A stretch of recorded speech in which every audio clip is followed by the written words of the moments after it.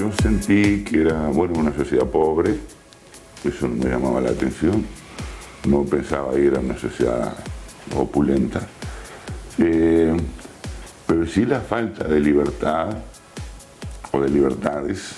¿Por qué los intelectuales latinoamericanos en los años 60 y 70 apoyaron esas ideas peregrinas que no eran ni teoría? ¿Qué sabía el Che Guevara de economía, por ejemplo? Nada. Sí, bien, bueno, ahí estaba un adelanto de la entrevista con Carlos Lizcano, como les decía hace un ratito, fui hasta la casa a visitarlo, él está atravesando una enfermedad, está en tratamiento. Bueno, hace una semana fuimos hasta su hogar para hablar sobre este libro, Cuba, de eso mejor ni hablar, donde un poco repasa eso que les comentaba, ¿no? Aquel viaje en el 87 a Cuba, el desencanto, la posibilidad de hablar con correligionarios políticos sobre lo que pasaba en la isla y finalmente, después de muchos años de lectura, este libro que apunta sobre todo a los intelectuales de Latinoamérica, pero también concretamente agarra dos o tres, agarra a García Márquez, a Benedetti, a Julio Cortázar, señalando cómo fueron de alguna forma cómplices o complacientes con un régimen que, por otro lado, digamos, cercenaba libertades, entre otras cosas, a intelectuales, ¿no? A escritores. Y bueno, todo eso lo plasmó en este libro y a partir de este libro es que surge la charla que vamos a ver a continuación.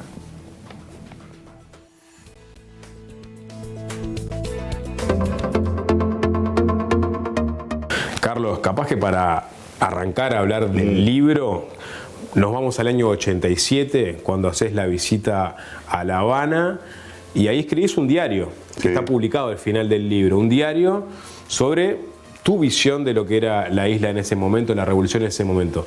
Un diario que, intuyo, no hiciste muy público, ¿no? No, nunca se publicó ese diario, ahora se publicó.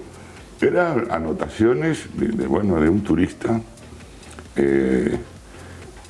un poco peculiar. Yo en ese momento vivía en Estocolmo, no vivía en Uruguay, y iba con las expectativas de un hombre de izquierda que había salido hace poco de la cárcel, y para ver qué era aquello de la revolución. Ahora, el impacto fue brutal, porque yo sentí que era, una sociedad pobre, eso no me llamaba la atención, no pensaba ir a una sociedad opulenta, pero sí la falta de libertad o de libertades, la doble moral, forma permanente, decir una cosa y hacer otra,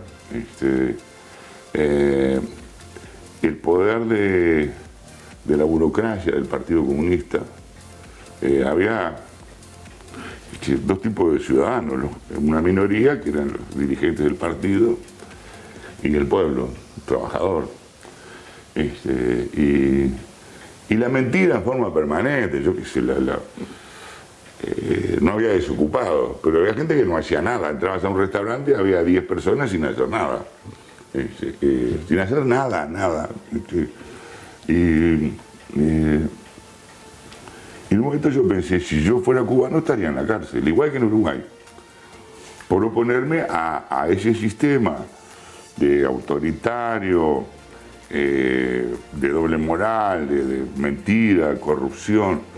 La corrupción se veía, digamos, la desesperación por los dólares, y yo vivía, me quedaba, fui con mi pareja, en una casa de dirigentes, y claro, los dirigentes tenían una casa, era modesta, ¿no? Pero comparado con el resto, era muy superior. Tenían auto con chofer, y una cosa que me llamó la atención, que tenían cuadros originales de pintores cubanos. Yo que algo había leído, entonces miraba y decía, pero este parece un original. Y cuando pregunté, ¿son originales? Me dijeron, sí, el Museo Nacional nos los dejó en custodia. Es como si yo tuviera acá cuadros del Museo Nacional de Artes Visuales, porque mi amigo Aguerre me los dejó en custodia. Esos cuadros en custodia. Y bueno, fue un choque muy grande. Y Y al volver a mi casa en Estocolmo, no podía contar a nadie lo que había vivido, porque uruguayos, latinoamericanos y suecos me decían, no, eso estás equivocado, no es así. Pero a mí lo que más me molesta o no me preocupaba es que ¿por qué los intelectuales latinoamericanos en los años 60 y 70 apoyaron esas ideas peregrinas que no eran ni teoría? ¿Qué sabía el Che Guevara de economía, por ejemplo? De nada. Cualquier guerrillero que era un señor con barba, un poco de olor a transpiración y una metralleta colgando del hombro, decía lo que había que hacer en historia, en economía, en filosofía, en investigación. Y los grandes intelectuales pesados, gente con sólida formación de América Latina, lo aceptaban, no le discutían. Y entonces pasó a ser el intelectual que era y es el individuo que cuestiona lo establecido, cuestiona a este gobierno. De la calle Pau yo lo cuestiono, pero también lo hice con Mujica, y yo integraba el gobierno de Mujica, con Tabaré Vázquez. Esa es la tarea del intelectual. Bueno, Cuba lo dio vuelta a eso, y fue aceptado por los latinoamericanos, de que el intelectual revolucionario apoya al gobierno. Es una polea de transmisión de lo que dice el gobierno. Y el gobierno es una tropa de mediocres en las disciplinas concretas que no saben nada. Y entonces, los que no lo apoyaron, y la falta de libertades, en fin, eso, fueron condenados al ostracismo. Están los que apoyaron y la inmensa mayoría que hizo silencio. Y por eso yo tomé 3 casos de escritores que me parecen buenos ejemplos. Vos agarrás a García Márquez, de afuera García Márquez y Cortázar, sí, y de acá Benedetti. Benedetti, sí. ¿Por qué esos 3 casos? Porque me parece representativo de las posiciones, ¿no? ¿Viste? García Márquez no era ni intelectual ni revolucionario según él, era amigo de Fidel Castro. Tenía un palacio en Cuba, un auto, un Mercedes-Benz blanco, dicen las crónicas, un servicio doméstico 365 días del año, aunque él no estuviera en Cuba, y vivía en Cuba como un jefe de Estado. Y después cometía canalladas inmensas, como criticar a los más débiles, a los balseros que morían ahogados en el Caribe, como si alguien fuera pagado por la CIA para morir ahogado, ¿no? Con su familia a veces. Nunca criticó García Márquez a un ministro cubano, a un general, a un cuadro del partido, a un embajador. No, él siempre atacando a los más débiles. Y me pareció una canallada. El caso de Cortázar fue un amor no correspondido. Cortázar buscó ser aceptado, querido por la Revolución Cubana, y siempre lo pateó. Porque era argentino, porque vivía en París, porque la literatura que hacía no era comprometida, porque no tenía contenido social, y sobre todo porque en el 68 había firmado la carta que le enviaron a Fidel Castro pidiendo la información sobre París. Nunca lo aceptaron, tuvo una actitud indigna de Cortázar, gente mediocre como Aida de Santa María en el Casa de las Américas, Fernández Retamar lo chantajearon hasta el final de su vida. Él se autocriticaba, escribió la carta esa de la policrítica de no sé qué. Y el caso de Benedetti lo tomé no porque sea uruguayo, sino porque Benedetti fue un hombre muy comprometido con la Revolución Cubana. Trabajó en Casa de las Américas, creó el Centro de Investigaciones Casa de las Américas, y nunca vio ningún defecto. Y a su favor quiere decir que vivió una vida muy austera, muy digna, como el pueblo cubano. Vivía en Alamar, yo estuve en Alamar, es un barrio soviético sin servicios, sin jardines, sin nada. Y él eligió vivir ahí, a diferencia de García Márquez, que tenía un palacio para él. Pero Benedetti nunca vio ningún defecto, ningún error. En particular,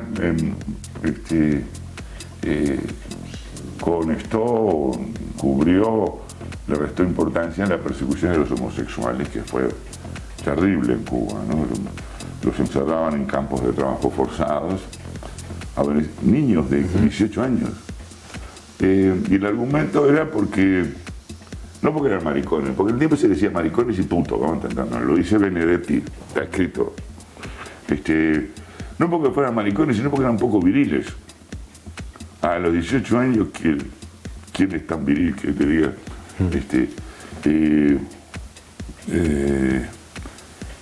Y Benedetti dijo que, bueno, que Fidel Castro no tenía nada que ver con eso. Bueno, pero yo puse los discursos de Fidel Castro desde el año 63, que está publicado por el gobierno cubano, no lo inventé yo ni la CIA, donde Fidel Castro ataca a los poco viriles, a los homosexuales, son todos hijos de burgueses.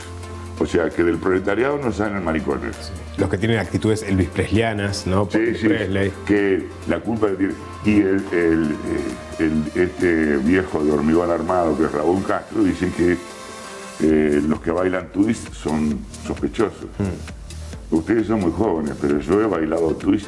Es lo más antierótico que se pueda pedir el twist. De verdad, es lo más antierótico que se pueda pedir. Y energúmeno dice, bueno, los que bailan rock y los que bailan twist y los que bailan rumba, los hombres que mueven la cadera bailando rumba. Entonces todo eso era para crear una nueva forma de masculinidad. El revolucionario era un macho, era como una redundancia, ¿no? Porque si era macho era revolucionario, claro. Y si era revolucionario era macho, no era. Y entonces a todo eso Benedetti le quita importancia, mira para el costado. Hace unos elogios desmedidos de Fidel Castro, están escritos. Para mí el libro no es una toma de posición política, para mí es una autocrítica, porque cuando triunfó la Revolución Cubana yo tenía 10 años. Cuando estaba en el liceo, 13, 14 años, me hice simpatizante. ¿Por qué? Por razones afectivas, por la gente de mi barrio, por los estudiantes. Después acepté la premisa cubana de que el único cambio en América Latina era a través de la lucha armada. Que lo dijeron unos energúmenos que no tengan nada en la cabeza. Había que crear 3, 4, muchos Vietnam, te imaginas en Uruguay, tirando napalm sobre Montevideo. Pero ahí te embarcaste vos, en ese viaje. Por eso, y esta es mi autocrítica. Y muchos de nosotros, no solamente terminamos en la cárcel, muertos y desaparecidos. Gente de veinteañera, estoy hablando. Porque aceptamos lo que decían estos, pero nadie vino tampoco a decirnos, no es este el camino. Ahora, esto que yo estoy diciendo ahora, no lo puedo decir en la universidad, porque la FEU me echa. Porque sigue vigente ese poder ideológico de la Revolución Cubana. En Cuba hay hambre, vamos a entenderlo. No tienen luz, el 30 y pico % de la población no tiene electricidad y por lo tanto se le pudre la comida en la heladera.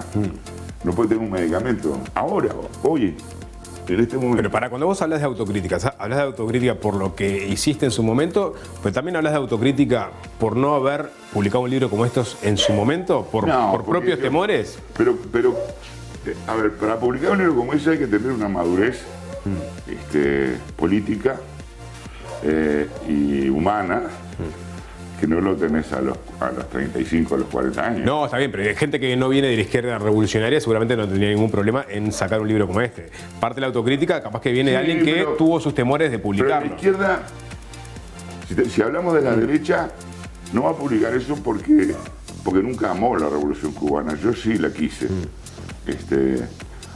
O la derecha critica otras cosas de la Revolución Cubana.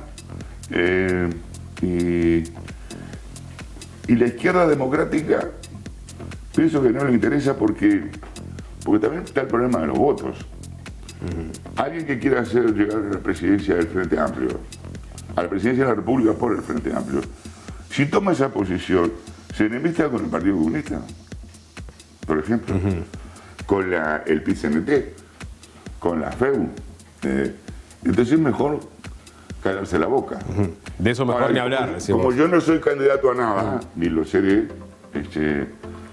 puedo decir eso y no me importa. Pero esa autocrítica, ¿por qué ahora? Porque tengo la madurez intelectual suficiente como para respaldar mis opiniones, porque tengo la edad suficiente, y porque además no me importa. Es decir, yo, mi trabajo como escritor, como funcionario público que fui, eso se terminó, tengo 73 años, no quiero reclutar a nadie, no quiero nada. Esa es mi opinión y quiero que otros la conozcan. ¿Y has tenido repercusiones dentro de la izquierda del libro?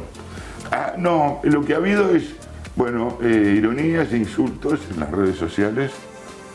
Algunos me han excomulgado como amigo, de hecho mi ex amigo.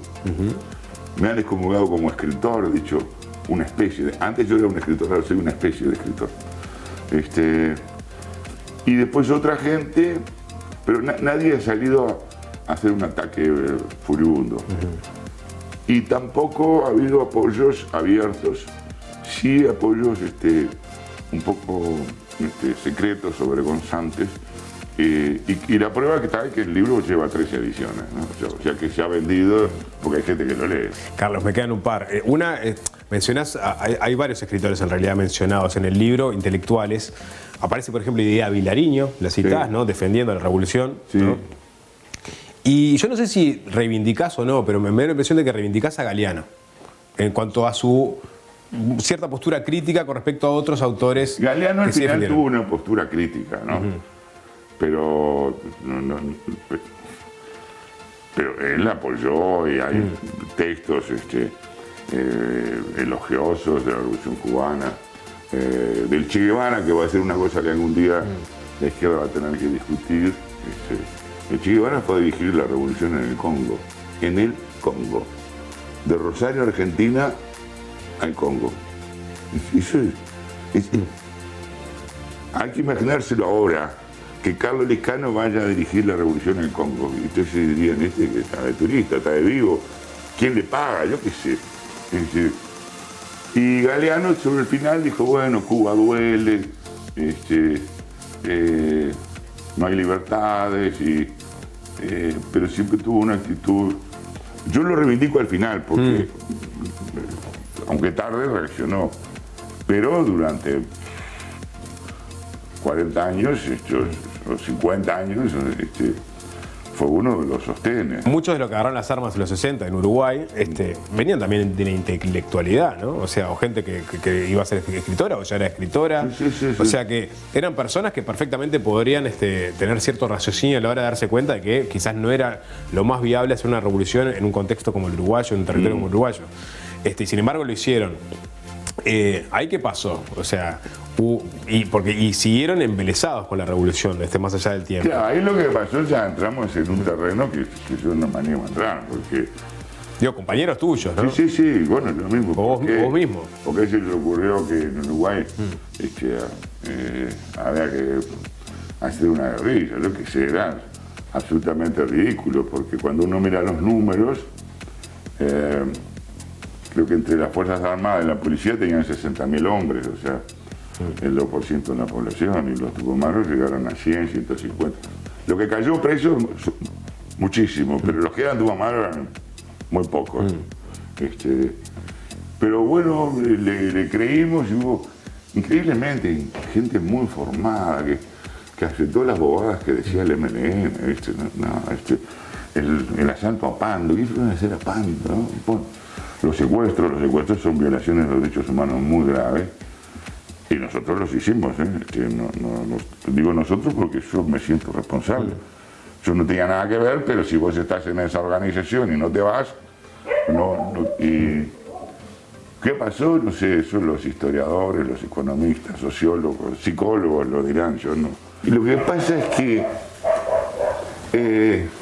estamos hablando de una parte de la vida de la gente, de la juventud, y uno tiene su corazón con sus amigos, con los que pasaste mal, que fueron solidarios contigo, te ayudaron a vivir.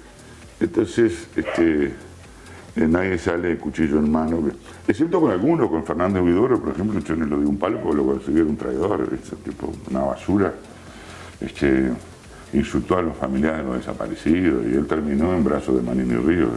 Lo digo con todas las palabras así para que no quede duda, ¿no? Terminó de ministro de Defensa, viviendo en el Ministerio de Defensa, y elogiado por Manini, a quien inventó él. Pero el resto nos queremos.